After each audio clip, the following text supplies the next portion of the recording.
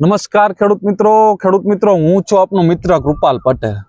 ખેડૂત મિત્રો, અંદાતા YouTube channel એટલે સરળ, સચોટ અને સાચી માહિતી। અમારી ચેનલને સબસ્ક્રાઇબ કરો, લાઈક કરો અને વિડીયોને વધુમાં વધુ ખેડૂતો સુધી શેર કરો।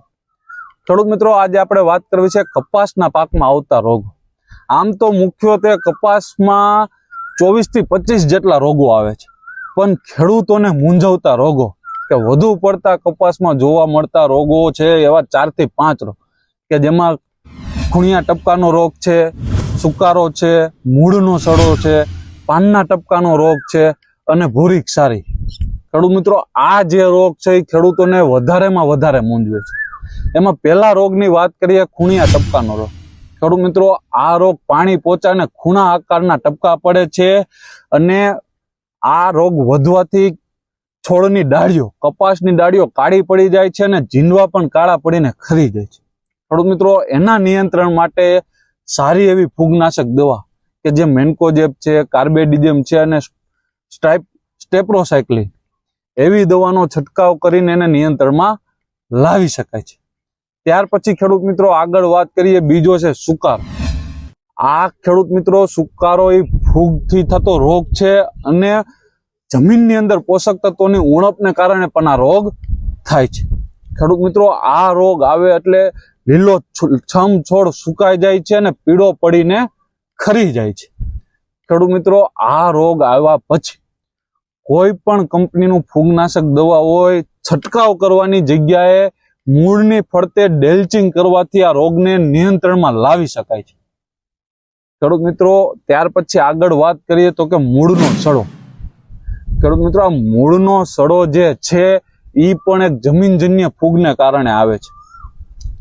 આ રોગ આવ્યા પછી જે ઊભો છોડ છે એ કરમાઈ જાય છે, લંઘાઈ જાય છે, ધીમે ધીમે છોડ નબળો પડી જાય છે, છોડની વૃદ્ધિ વિકાસ અટકી જાય છે, જમીન નજીકનો થડનો ભાગ કાળો અથવા તો બદામી રંગનો થઈને પોચો પડી જાય છે, છોડને ઉપાડો તો સહેલાઈથી છોડ ઉપડી પણ જાય છે।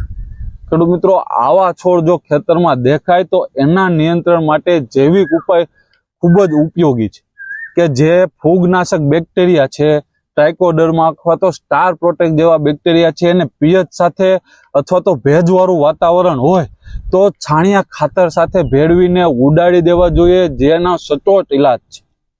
ત્યાર પછી ખેડૂત મિત્રો આગળ વાત કરીએ તો કે પાનના ટપકાનો રોગ।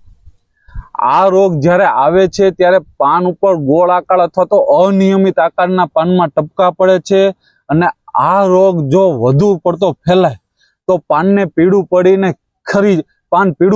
ખરી જાય છે। ખેડૂત મિત્રો, આના નિયંત્રણ માટે સારી એવી ફૂગનાશક દવા જેમ કે ટેબુકોનાઝોલ છે, હેક્ઝાકોનાઝોલ છે, પ્રોપિકોનાઝોલ છે એવી દવાનો છંટકાવ કરવો જોઈએ અને ટૂંકા ગાળે છંટકાવ કરવો જોઈએ। ટૂંકા ગાળે કરીએ વાત તો કે 8 દિવસની અંદર 1 થી 2 વખત છંટકાવ તો કરવો જોઈએ, જેથી કરીને આનું નિયંત્રણ લાવી શકાય છે। ત્યાર પછી ખેડૂત મિત્રો આગળ વાત કરીએ ભૂરી ક્ષાર। ખેડૂત મિત્રો, આ રોગ જે છે એ ચોમાસાના પાછલા ભાગમાં જોવા મળે છે। પાનની પાછળના ભાગમાં ભૂરા રંગ અથવા તો સફેદ રંગની ક્ષાર વળે છે। વધુ પડતો તો આ રોગ ઓક્ટોબર અને નવેમ્બર મહિનામાં આપણને જોવા મળે છે।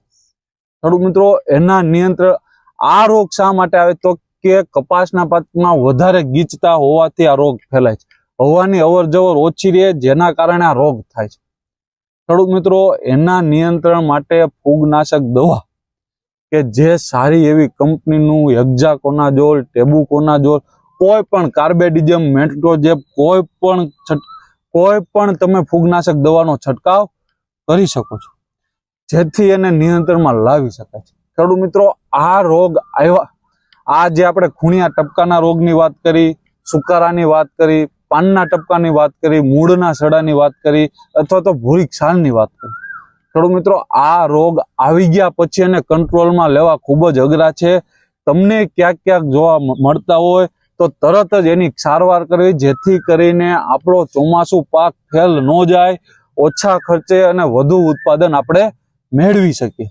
ખેડૂત મિત્રો, આવી સારી માહિતી અને વધુ માહિતી માટે અમારા હેલ્પલાઇન નંબર છે 9231 36 89।